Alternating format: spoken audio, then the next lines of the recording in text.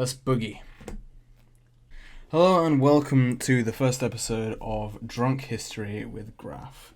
This is going to be a series in which I drink some alcohol and talk about history, starting from the Bronze Age, going all the way through history up to present day. This is going to start with a laundry list of disclaimers such as I am a European, and I know European history much better than the history of the rest of the world, so this series is going to be quite Eurocentric, I'm afraid. In addition, I'm also a student of military history, so there's going to be a lot of military stuff rather than, say, social, cultural, political stuff. Additionally, I will be drinking throughout the making of these videos, so if I end up randomly starting to ramble on about some unimportant topic, or if I miss out an important detail, that's probably why. You might not hear me drinking all the time because I will likely edit out all of the breaks. Alright, so we're going to start this episode of Drunk History in the year 2000 BC and hopefully cover most of the Bronze Age. So the state of civilization in the year 2000 BC is you had established states in about 4 places. You had Egypt, Mesopotamia in whatever form that would take, be it Sumer, Akkad, Babylon, Assyria, whatever you want to call it. You also had civilization in India, what was called the Indus River Valley Civilization, and in China. Egypt and Mesopotamia did a fair bit of trading with one another, but India and China were both very insular and they didn't do a whole lot as far as I'm aware. The main important thing to note here is that most of the rest of the world was not in any form of serious civilization. There wasn't any big massive cities outside of this kind of area until later. An event that occurs at about this time that will shape the future of the rest of the world is related to weapons. And obviously I'm a military historian, so most of what I say is going to be related to weapons. But this was the invention of the chariot. Now this was quite a fluke because this happened somewhere way outside of established civilization. Instead of happening in Egypt or Mesopotamia or any of the others, this happened up in the mountain tribes of the Caucasus. That is about here, if you're not quite sure. And there was one tribe that really took off with this. Now we don't remember their name, it's been long forgotten to history, but we have given them the name the Indo-Europeans. And they went completely fucking bonkers with these chariots because they realized, presumably after some aristocrat was waylaid by muggers on the way to the palace, realized that the chariots were basically indestructible to simple melee weapons. So they took them across most of the known world at the time, all the way across Europe into Asia, and they conquered what was basically the biggest empire of the time. But as with most nomadic barbarian empires, it didn't last long and it split very quickly. It split into a variety of different tribes which would slowly evolve into different branches such as the Germanic branch, the Indic branch, the Persian, Iranian branch, the Slavic branch, all kinds of things. And this would go on to shape the majority of the future demographics of Europe. There are still today very few remnants of the peoples that exist before the Indo-European invasions. Examples include the Basques, and I can't think of any others, but they're there. There are a couple of other groups in Europe today that are not Indo-European, but they arrive later, so they don't count for this. This became important with regards to 2 civilizations in particular that came to dominate, or came to participate in the Bronze Age trade. That being the Mycenaeans and the Hittites. Again, their names are not so well known, I certainly don't know them. Mycenaean and Hittite are words I believe were given to them by others. The Mycenaeans are the ancestors of today's Greeks, and the Hittites, I believe, are now extinct, but they, at the time, went to occupy most of what is now Turkey, so Anatolia. The Mycenaeans occupied what is pretty much modern-day Greece. So now you had a much different balance of power. Now you had India and China off doing their own thing, having a party or something, I don't know. But you had most of the serious action with regards to the Bronze Age occurring around the eastern side of the Mediterranean. You had the Mycenaean civilization on Greece, you had the Hittite civilization in Anatolia, and you had the Egyptian civilization in, well, Egypt in the Nile Delta. And this is quite important because each of these locations had an extremely important resource, and each of them being different.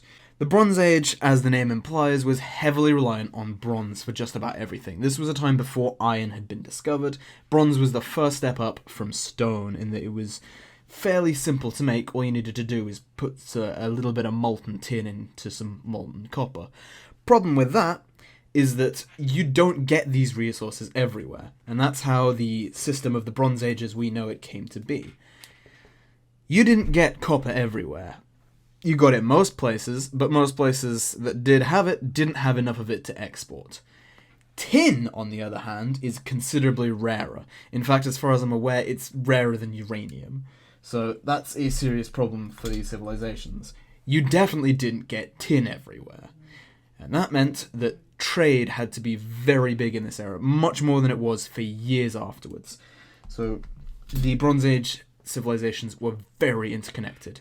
Most importantly, Greece had a lot of tin, which is something that nowhere else had. In addition, Anatolia had vast amounts of copper, which most other places had copper, but they had barely enough for themselves. Anatolia had enough to export, and that's quite important, and that's how related to the Hittites. They had the copper, and so they tied themselves into the system. Egypt factors into this because they had gold, and most importantly, they had the Nile, which meant that they could produce a huge amount of food.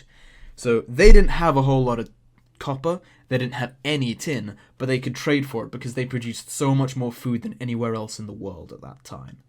And that is how Bronze Age civilization came to be, and this lasted for hundreds, if not thousands of years. The meta of the Bronze Age sort of formed in this way. I'm going to use meta because I'm also a gamer, but there you go. The meta of the Bronze Age was very much stacked in favour of large, heavily developed civilizations. Because if you didn't have a large developed civilization in a very good place with the right resources, you just weren't going to be able to get bronze. You wouldn't be big enough to do substantial amounts of trading, and you'd be stuck with stone tools. And then you'd be and stone weapons. And that would mean you'd be bulldozed by anyone who was big enough to obtain bronze in any serious measure. So that meant that pretty much the entire world was just dominated by the Mycenaeans, the Hittites, the Egyptians, and later the Assyrians coming out of Mesopotamia. Again, India and China existed at this point, but they were off doing their own thing and they didn't really interact with the rest of the world all that much. Big thing to note with regards to Bronze Age society was it was very hierarchical and very, very authoritarian. Unlike future eras which oftentimes tended towards decentralization, the Bronze Age civilizations had to be very heavily centralized, mainly for the purpose of being able to produce bronze. And this produced a very weird sort of system in which the warrior caste would be as they were. They'd be trained up from birth to become warriors to use the limited supplies of bronze in the bronze weapons.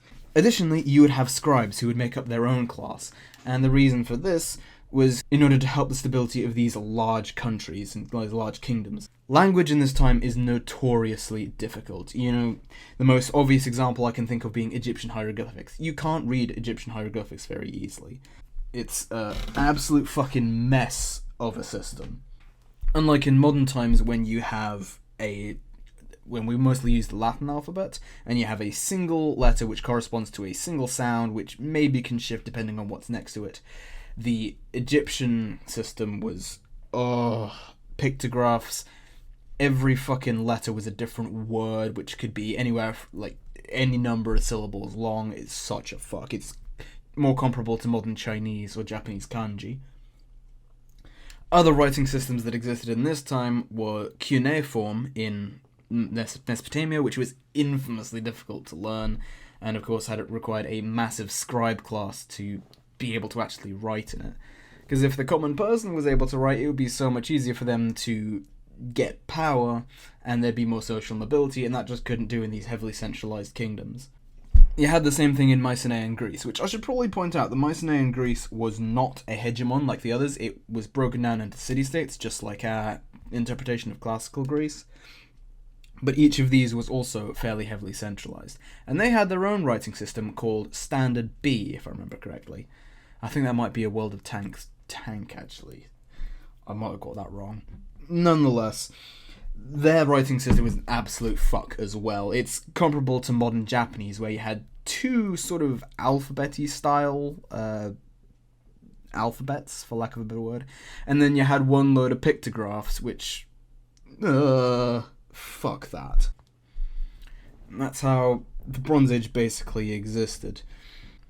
This would all change in, I believe it's 1200 BC, when the main pivotal event starts to happen, in what's called the Bronze Age collapse, when basically all of these societies completely drop off world maps, when they stop becoming the global hegemons. The most well-known part of the Bronze Age collapse is the invasion of the Sea Peoples, but I'm going to get onto that in a moment, because a variety of things happened across the Levant at this time. Water shortages, which caused famine, which caused disease, which weakened the Bronze Age kingdoms. But then another thing also happened inexplicably, which was the invention of iron smelting. And again, this inexplicably happened way off in the peripheries, in barbarian Europe, possibly in sort of Italy, Germany, France kind of area.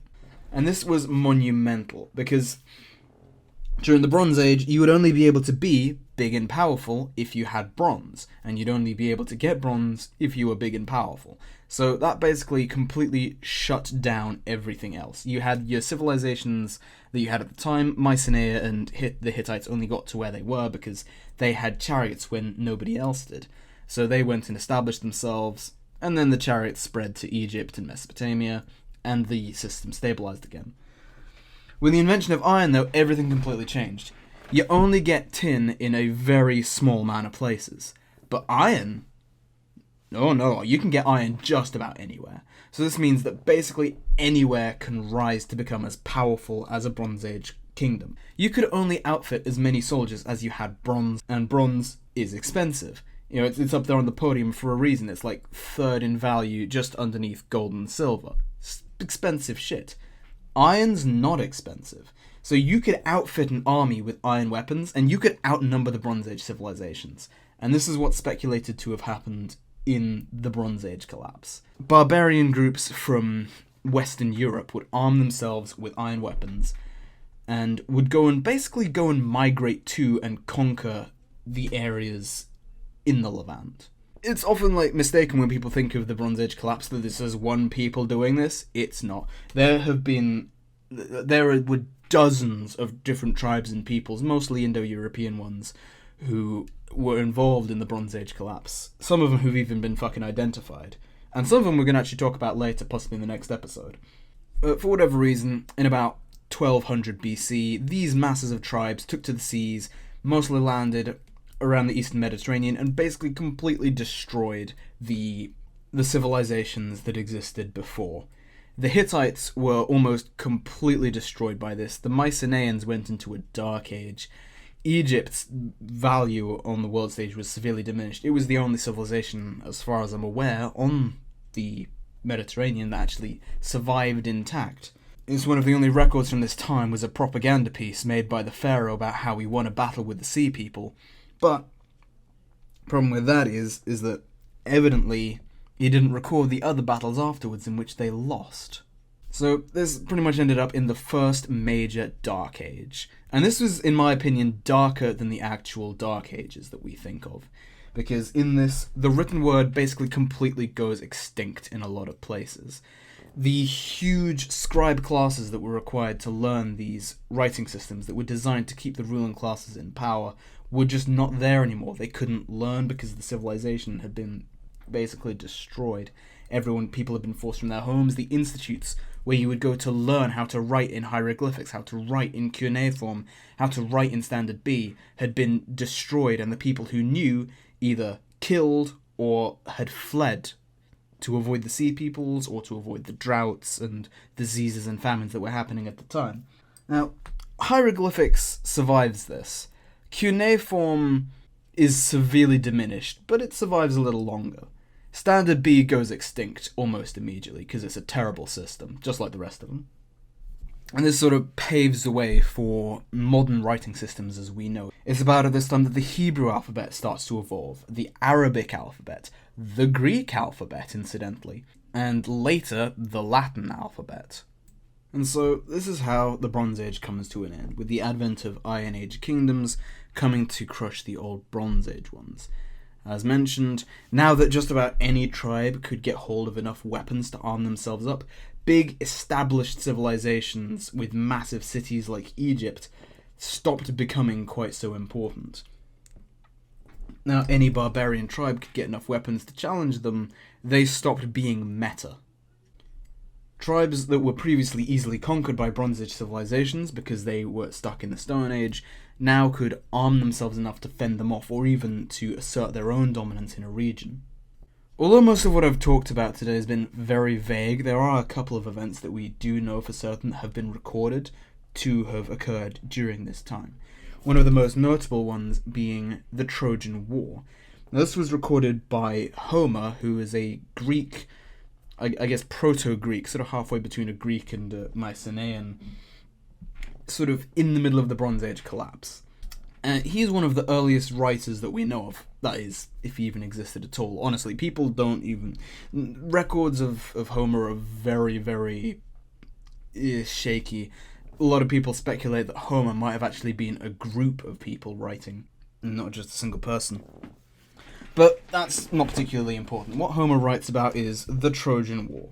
The events of this are mostly considered to be mythology rather than history, but it is generally accepted that a variety of Greek states, although probably not Athens, we don't know if Athens even existed at this time,